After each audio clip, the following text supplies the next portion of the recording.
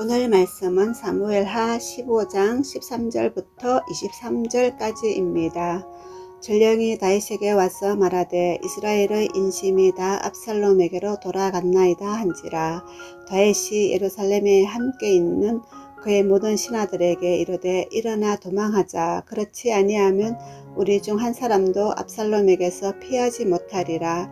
빨리 가자. 두렵건대 그가 우리를 급히 따라와 우리를 해하고 칼날로 성읍을 칠까 하노라. 왕의 신하들이 왕께 이르되 우리 주 왕께서 하고자 하시는 대로 우리가 행하리이다.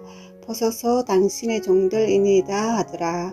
왕이 나갈 때에 그의 가족을 다 따르게 하고 후궁 10명을 왕이 남겨두어 왕궁을 지키게 하니라. 왕이 나가매 모든 백성이 다 따라서 벳메르하게 이르러 멈추었으니 그의 모든 신하들이 그의 곁으로 지나가고 모든 그렛 사람과 모든 블렛 사람과 및 왕을 따라 가드에서 온 모든 가드 사람 600명이 왕 앞으로 행진하니라. 그때에 왕이 가드 사람 이때에게 이르되 어찌하여 너도 우리와 함께 가느냐. 너는 쫓겨난 나그네이니 돌아가서 왕과 함께 네 곳에 있으라. 너는 어제 왔고 나는 정처 없이 가니 오늘 어찌 너를 우리와 함께 떠돌아다니게 하리요. 너도 돌아가고 네 동포들도 데려가라. 은혜와 진리가 너와 함께 있기를 원하노라 하니라. 이때가 왕께 대답하여 이르되 여호와의 살아계심과 내 주 왕의 살아계심으로 맹세하옵나니 진실로 내 주 왕께서 어느 곳에 계시든지 사나 죽으나 종도 그곳에 있겠나이다 하니 다윗이 이때에게 이르되 앞서 건너가라 하매 가드 사람 이때와 그의 수행자들과 그와 함께한 아이들이 다 건너가고 온 땅 사람이 큰 소리로 울며 모든 백성이 앞서 건너가매 왕도 기드론 시내를 건너가니 건너간 모든 백성이 광야길로 향하니라. 아멘. 압살롬이 자신을 반역했다는 소식을 다윗이 듣습니다. 듣자마자 그는 예루살렘을 떠나 피신합니다. 아마 정왕이 자신에게 불리해졌다는 판단 때문이기도 했겠고 아들과 직접 전투를 하기 싫었던 아비로서의 마음도 있었을 겁니다. 또 예루살렘에서 전투를 할 경우 백성들에게 피해가 갈 것을 걱정했던 왕으로서의 마음도 있었을 겁니다. 다윗은 압살롬을 피해 예루살렘 궁전을 떠납니다. 참으로 비참한 모습이죠. 왕인 다윗이 아들에게 쫓겨나고 있습니다.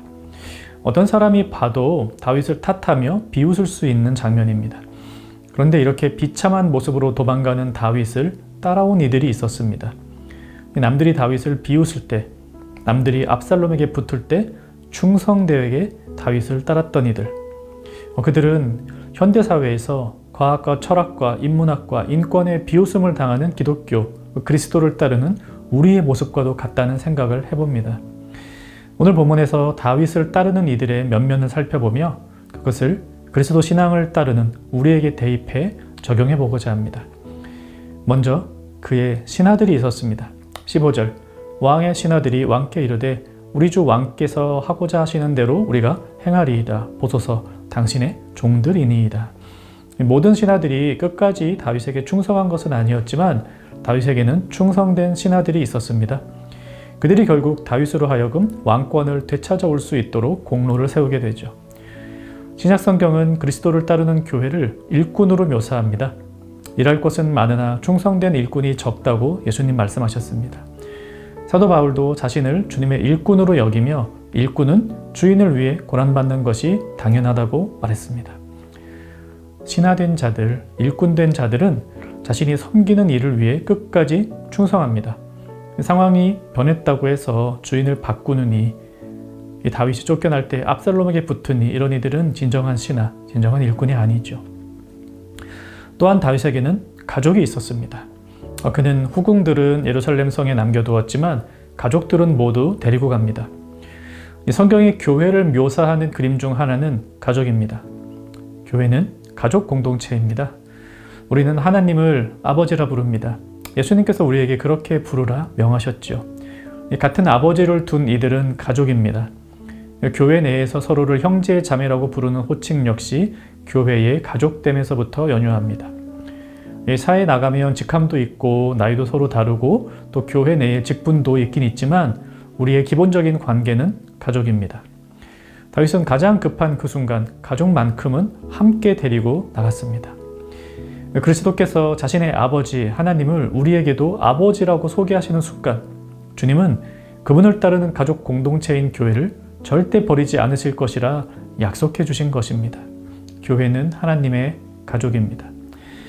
그리고 백성들이 다윗을 따릅니다.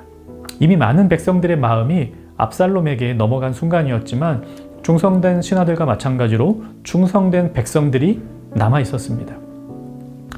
성경에는 남은 자 사상이라는 것이 있습니다. 하나님께서 선지자 이사야에게 복음을 전하라고 명하십니다. 그런데 하나님은 대다수의 백성은 아마도 메시아에 대한 복음을 듣지 않을 것이라 말씀하십니다. 하지만 다 복음을 거부하는 것은 아니고 남은 자들이 있을 것이다. 이렇게 이사야 선지자에게 말씀하십니다. 밤나무와 상수리나무가 배임을 당하여도 그 그루터기는 남아있는 것 같이 거룩한 씨가 이 땅에 그루터기니라. 남은 자, 이것이 교회를 그려내는 하나의 그림 중 하나입니다. 많은 이들이 세상의 풍조를 따라 그리스도를 배반하고 이리저리 옮겨 다닐 때 하나님께서는 그분의 백성을 남겨두십니다. 이 땅에 하나님의 백성이 계속해서 남아있는 것은 하나님께서 그들을, 즉 우리를 남겨두셨기 때문입니다. 마지막으로 이방인들이 다윗과 함께합니다.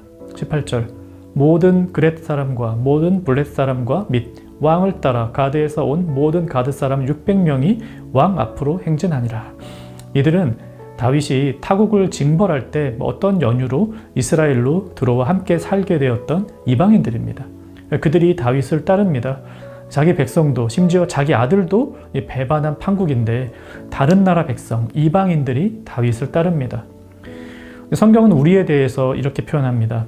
베드로전서 2장 10절 너희가 전에는 백성이 아니더니 이제는 하나님의 백성이요. 에베소서 2장 19절 너희는 외인도 아니요 나그네도 아니요 오직 성도들과 동일한 시민이요 하나님의 권속이라.